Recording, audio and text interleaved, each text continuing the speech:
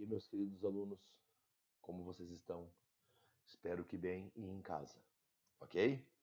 Então vamos começar, pessoal. Eu vou começar a colocar umas aulinhas, tá? Para ajudar todo mundo aí nas questões da URGS e do Enem, tá? Essas aulinhas vão ficar à disposição de vocês no YouTube, tranquilo? E eu vou começar aqui por uma aula de cinemática, relembrando, né, na verdade, os conceitos básicos de cinemática, tranquilo? Vocês vão encontrar mais ou menos as questões de cinemática ali no início da prova da URGS. Na prova do Enem a gente não sabe como é que pode aparecer, já que as questões não seguem uma determinada ordem. Tranquilo? Então, conceitos básicos de cinemática. Pessoal, primeiro lembrando o que a cinemática estuda. A cinemática estuda os movimentos de maneira matemática, ok? Sempre quando a gente tem um corpo se movendo, a gente consegue descrever matematicamente o movimento desse corpo. Quase sempre esse movimento ele vai ser descrito em funções de posição em função do tempo, velocidade em função do tempo e aceleração em função do tempo. Mas basicamente cinemática é o estudo matemático dos movimentos. Tranquilo? Uma coisa importante quando a gente vai estudar cinemática, pessoal, é entender as características do corpo que está se mexendo. Porque dependendo do corpo que se move, eu posso resolver o meu problema de uma maneira ou de outra. Tá? O que eu estou querendo dizer com isso? Todo o problema de cinemática, quando tu tiver um corpo se movendo, esse corpo ele pode ser caracterizado como sendo uma partícula ou como sendo um corpo extenso, ok? E como é que tu vai caracterizar esse corpo como sendo uma partícula ou um corpo extenso? Tu vai ter que fazer uma comparação de dois tamanhos. Tu vai comparar o tamanho do corpo com a distância que ele vai percorrer. Tranquilo? Então vamos pegar o primeiro exemplo. Partícula. Se o teu corpo for uma partícula, o corpo que é considerado uma partícula é aquele corpo que tem um tamanho desprezível em relação à distância que ele vai percorrer. Por exemplo, vamos supor que vocês vão pegar um carro e vão ir de Porto Alegre até São Paulo. Então vamos comparar. Olha o tamanho do carro. Qual o tamanho de um carro? 3 metros de tamanho, de comprimento, mais ou menos. Agora pensa na distância Porto Alegre e São Paulo. 1.200 quilômetros. Então tu está comparando um corpo de 3 metros com uma distância de 1.200 quilômetros. Concorda que é desprezível? 3 metros perto de 1.200 quilômetros é desprezível, né? Então, nesse caso, o teu corpo vai ser considerado uma partícula. E o tamanho do teu corpo não vai influenciar na resolução do teu problema. Agora, pensa a seguinte situação. Vamos supor que tu tem agora um corpo de 3 metros. Vamos supor que tu está no teu carro. E vamos supor que tu vai querer estacionar ele numa vaga de 4 metros. Tu está vendo agora que as distâncias percorridas ou os tamanhos não são mais desprezíveis em relação ao tamanho do teu corpo. Tu tem uma vaga de 4 metros, onde tu tem que colocar um carro de 3 metros. Isso quer dizer, quando as distâncias envolvidas estão na mesma ordem de grandeza do tamanho do teu corpo, é porque certamente o tamanho do teu corpo vai entrar na jogada para tu resolver a questão. Tranquilo? E daí, nessa situação, o teu corpo vai ter que ser chamado de um corpo extenso. Beleza? Eu vou dar um exemplo clássico para vocês, pessoal. A questão, por exemplo, de um corredor em um trem cruzando uma ponte. Vamos supor que tem uma ponte de 100 metros de extensão e um corredor a 10 metros por segundo. E esse corredor vai cruzar essa ponte. Agora pensem que eu tenho também um trem na mesma velocidade do corredor, a 10 metros por segundo, cruzando a mesma ponte. Será que mesmo a velocidade dos dois sendo igual e o tamanho da ponte sendo a mesma, o tempo de travessia vai ser o mesmo? Não, né? Tu concorda que o trem vai demorar um tempo maior, porque ele tem um tamanho maior do que o corredor. No caso de um corredor cruzando uma ponte, eu posso desconsiderar o tamanho do corredor e considerar ele como sendo uma partícula. E o tamanho do corredor não influencia no tempo de ultrapassagem pela ponte. Ok? Agora, se eu tenho um trem e o trem for muito extenso, mesmo ele tendo a mesma velocidade do corredor, ele vai demorar um tempo maior para cruzar a ponte, porque vai demorar todo o tempo de extensão do próprio trem por cima da ponte. E daí, no caso, o trem vai ser um corpo extenso. Então, assim, pessoal, se liga muito nessa questão, tá? Se o teu corpo for muito pequenininho em relação à distância que ele está andando, se o tamanho dele for desprezível, certamente o teu corpo é uma partícula e o tamanho dele não vai influenciar no problema. 90% das questões que vocês vão pegar, os corpos que estão se movendo são partículas. Isso quer dizer que o tamanho do corpo não vai influenciar no resultado do problema. Tranquilo? Bom, outro conceito importante, pessoal, na questão de movimento é essa questão de referencial, ok? Muitas vezes, quando o aluno vai resolver uma questão de repouso e movimento, ele esquece dessa questão do referencial e do sistema de coordenada, tá? O que vem a ser, pessoal, essa questão do referencial e sistema de coordenada? Bom, vamos pensar a seguinte situação.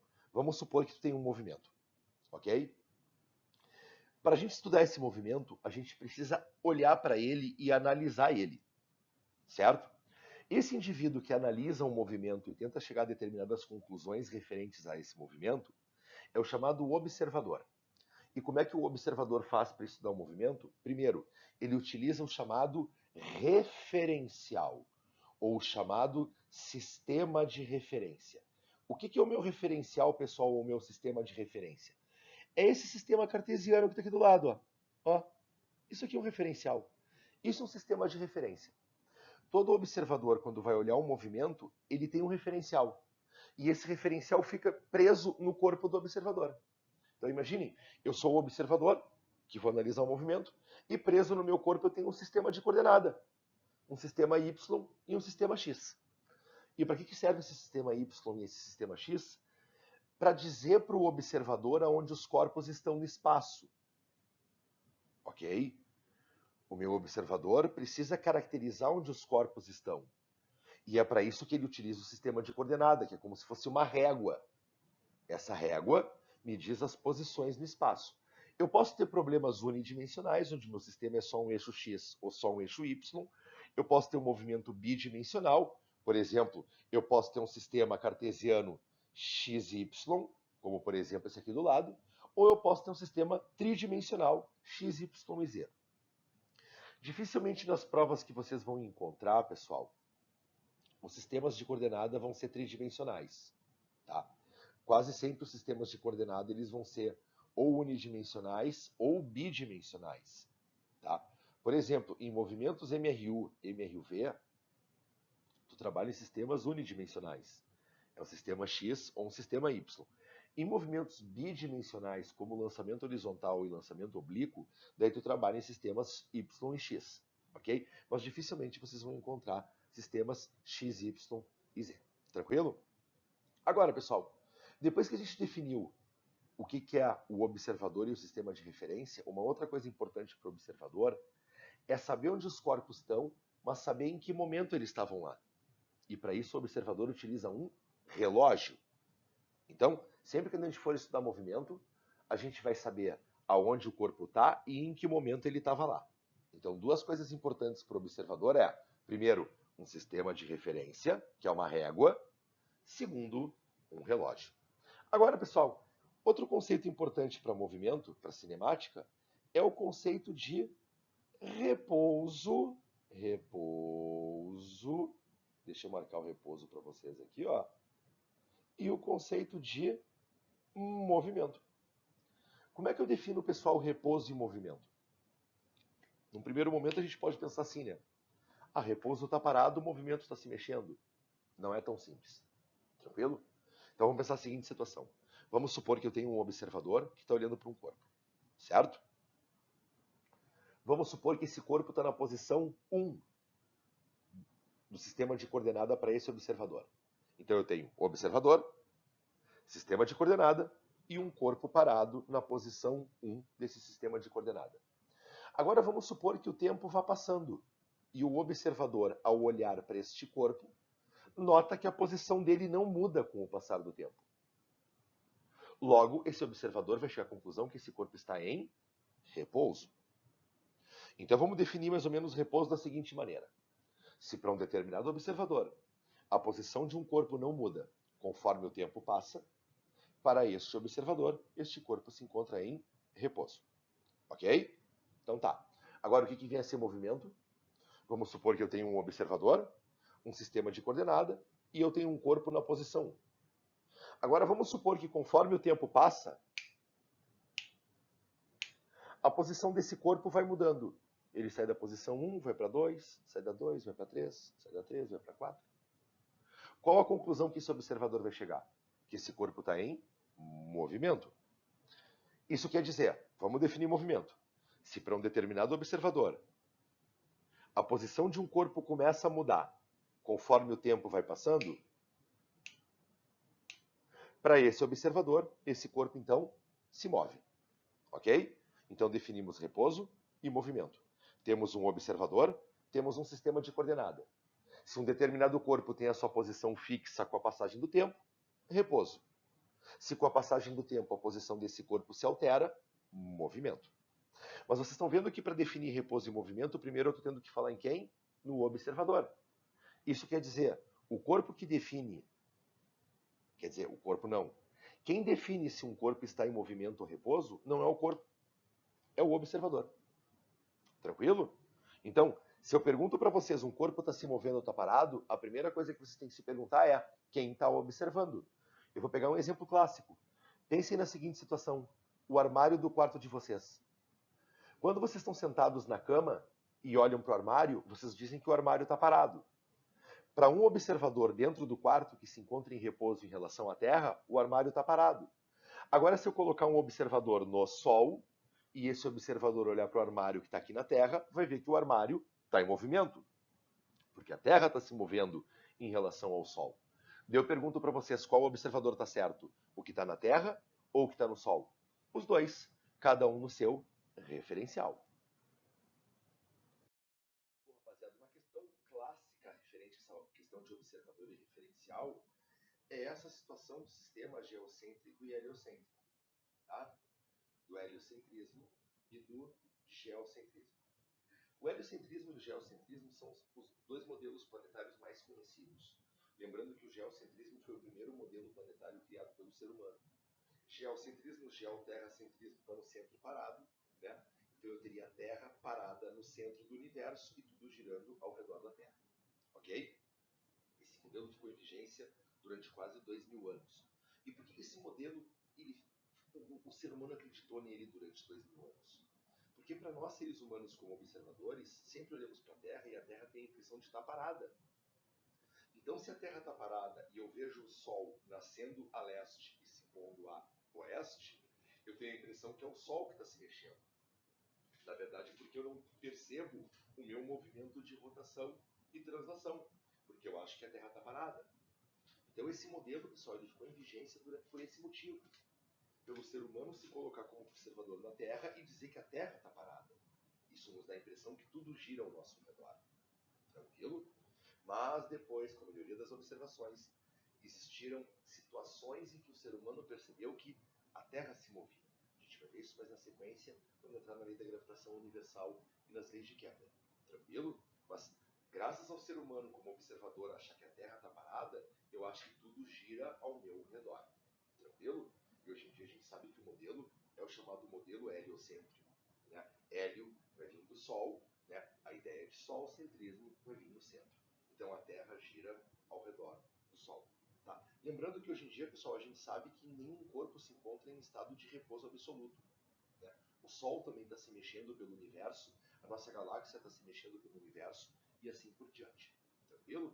Bom, pessoal, uma outra coisa importante dentro da ideia de cinemática é o conceito de trajetória. Tá? O que vem a ser a trajetória dentro do movimento, pessoal? A trajetória tem um conceito bem básico.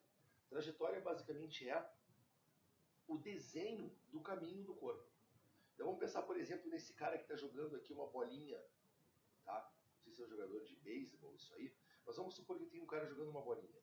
A bolinha se encontra nessa posição, depois ela vem para essa posição, depois ela vem para essa, depois ela vem para essa, depois ela vem para essa e depois ela vem para essa. Se eu juntar todas essas sucessivas posições com uma linha imaginária, essa linha vai estar me dando a trajetória. Então, o que vem a ser a trajetória? A trajetória é o desenho do caminho. O teu corpo, conforme se move, faz um caminho. O desenho desse caminho nada mais é do que a trajetória dele. Tranquilo? Mas lembrando que a trajetória depende do movimento. E o movimento depende de quem está olhando. Isso quer dizer, se a trajetória depende do movimento e o movimento depende de quem olha, a trajetória depende de quem olha. Trocando em miúdos, a trajetória também depende do observador. Eu posso ter observadores diferentes olhando para o mesmo corpo e vendo trajetórias diferentes. Voltamos para o exemplo do teu armário. Tu está no teu quarto, olhando para o teu armário, dizendo que o teu armário está parado. Qual a trajetória que ele está descrevendo? Nenhuma, né? Agora pensa para o cara que está no sol. O cara que está no sol, ele vai ver a Terra girando, rotação, então ele vê o teu armário fazendo isso aqui, ok? Só que a Terra, além de rotação, tem translação. Então imagine que isso aqui, minha mão, é o Sol, tá? Isso aqui é a Terra. Então a Terra, além de estar fazendo isso aqui, ó, ela faz isso aqui ao redor do Sol, ó. Então, para o observador que está no Sol, vê a Terra descrevendo uma elipse. O teu armário descrevendo uma elipse ao redor do Sol. Quem está errado? Quem está certo? Os dois observadores. Cada um no seu sistema de referência. Tranquilo? E vocês vão encontrar muito a ideia de trajetória, pessoal, nas provas. Sempre que vocês encontram MRU, MCU, MRV, MR, movimento retilíneo, MC, movimento curvilíneo ou circular. A trajetória está ali dentro do movimento. Beleza? Outro conceito importante, pessoal, dentro da parte de cinemática, é a ideia de posição e deslocamento. Tá? O que vem a ser, pessoal, posição? Posição é um lugar no espaço onde o teu corpo está. Ok? Agora, deslocamento é a posição final menos a posição inicial dele. Tranquilo? O deslocamento vai ser mais ou menos o quanto tu te moveu em relação à posição inicial que tu estava. Certo?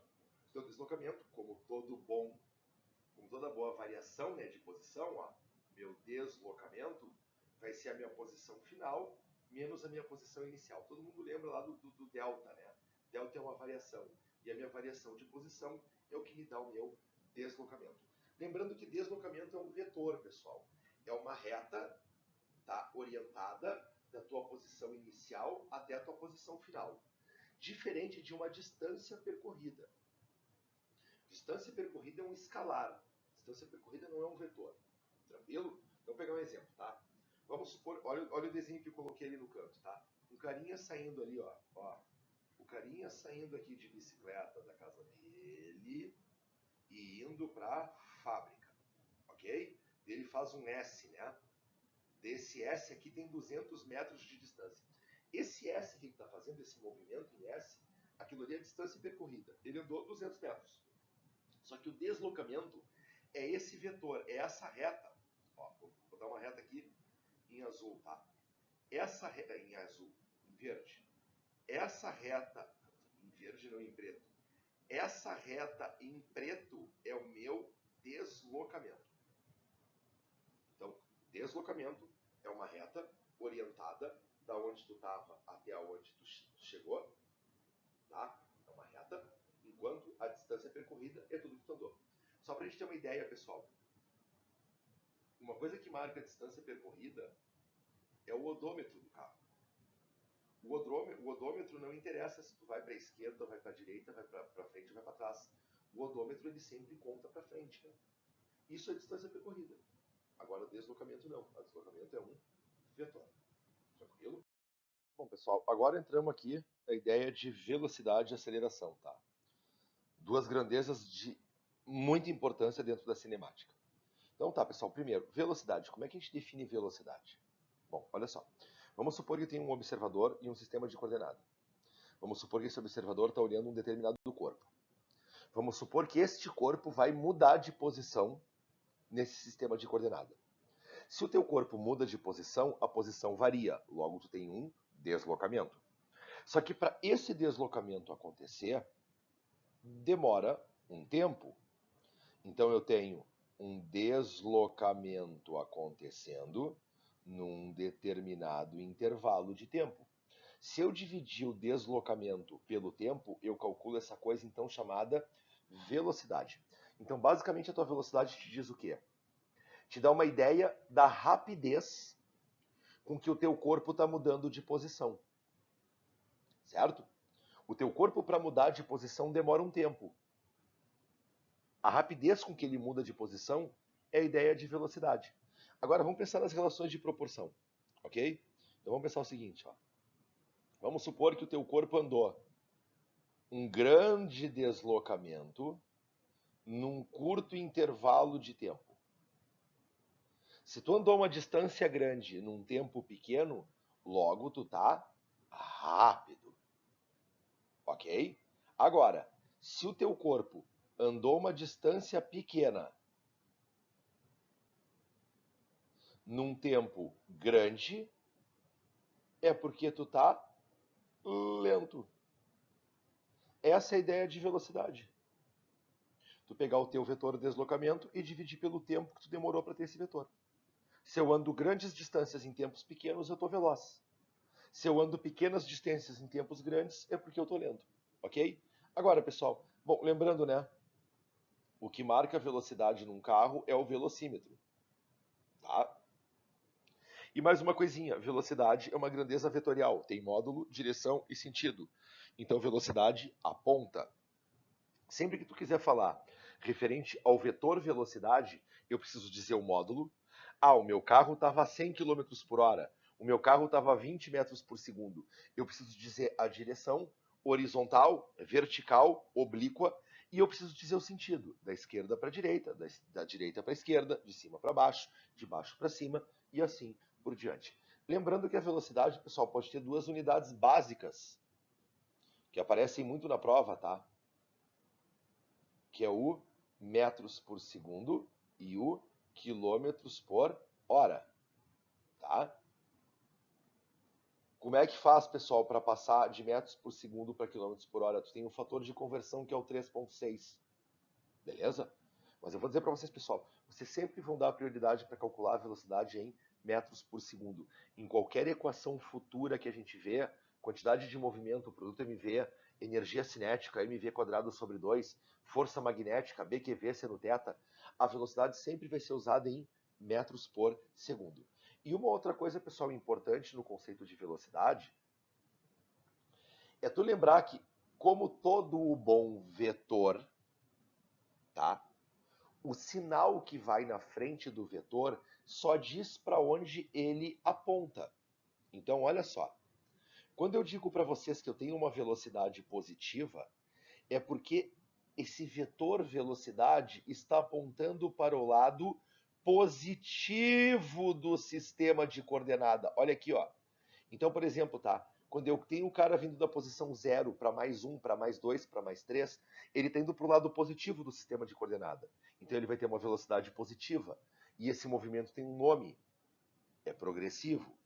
Agora, quando o teu corpo está se movendo para o lado negativo do sistema de coordenada, a tua velocidade vai ser negativa e o teu corpo vai ter um movimento chamado de regressivo.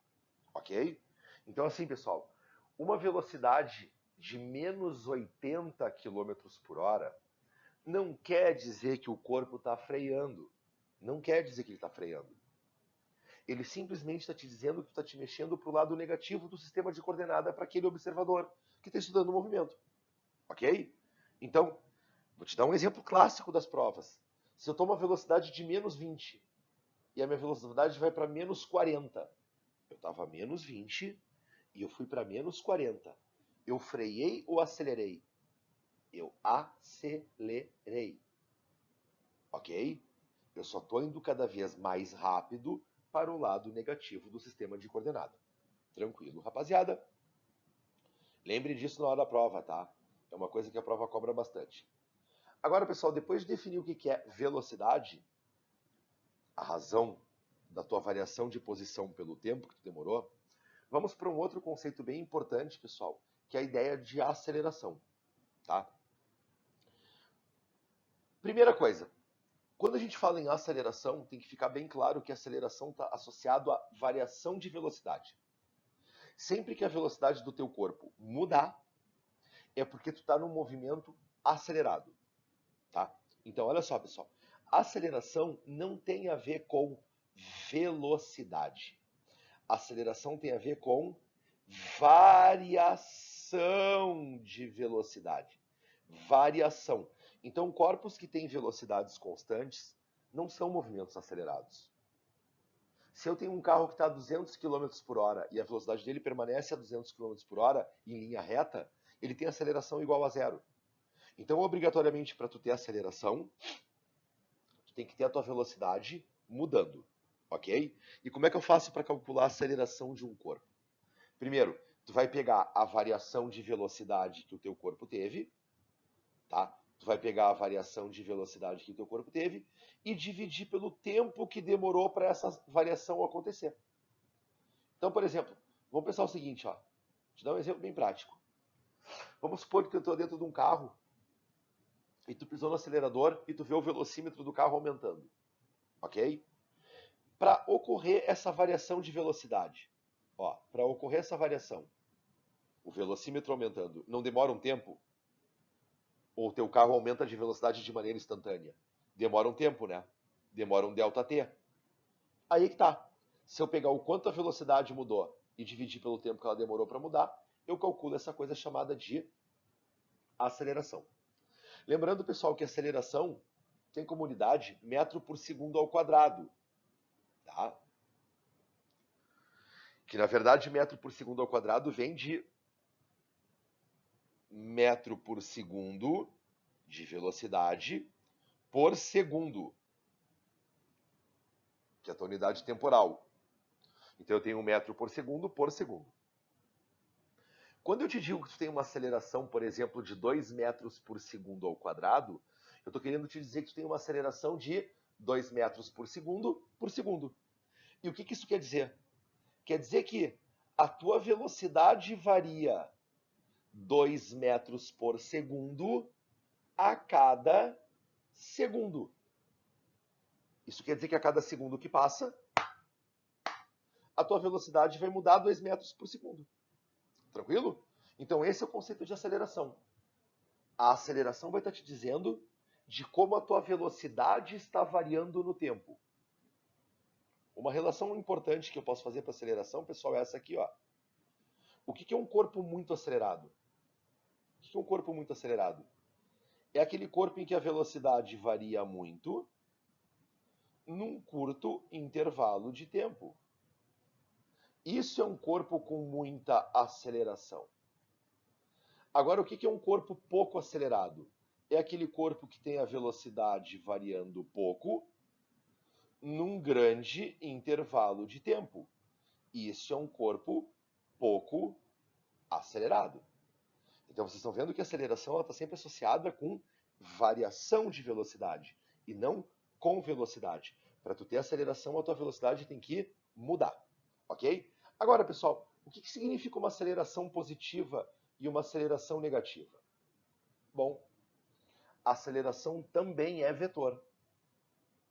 Isso quer dizer que uma aceleração positiva ou uma aceleração negativa só está te dizendo para onde o vetor aceleração está apontando, ok? Se eu tiver uma aceleração positiva, quer dizer que o meu vetor aceleração está apontando para o lado positivo do sistema de referência escolhido.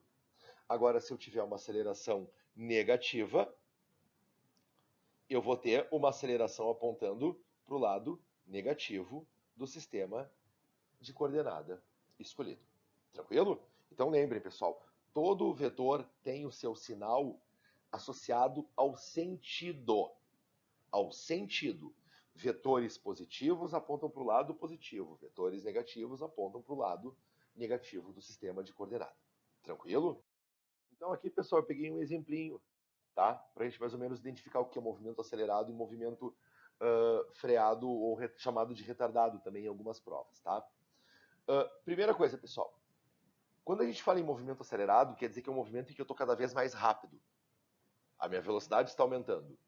Um movimento retardado é aquele movimento em que a velocidade está diminuindo. O que define eu estar num movimento acelerado cada vez mais veloz ou num movimento retardado cada vez mais lento? Tu comparar o vetor velocidade com o vetor aceleração, ok? Sempre que esses dois vetores estiverem apontando para o mesmo lado, isso quer dizer tiverem mesmo sinal, o vetor aceleração vai fazer com que a velocidade aumente. E tu vai estar cada vez mais rápido. Agora, se eu tiver o vetor velocidade apontando para um lado e o vetor aceleração apontando para o outro, essa aceleração vai fazer com que a velocidade reduza. E eu vou estar no movimento retardado. Então eu botei alguns exemplos para vocês aqui, ó, pessoal. Movimentos unidimensionais, tá? Vamos supor que eu tenha, olha aqui, velocidade positiva, tá? E eu tenho uma aceleração positiva.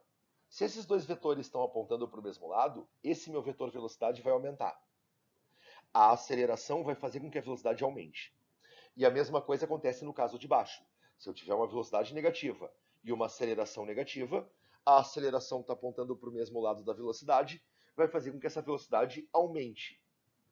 Então, aqui nesse primeiro de cima, eu vou ter o chamado movimento progressivo acelerado. Nesse de baixo, eu vou ter o chamado regressivo acelerado. Agora, olha o exemplo de baixo. Vamos supor que eu tenho uma velocidade apontando para a direita, positiva, e me aparece uma aceleração negativa.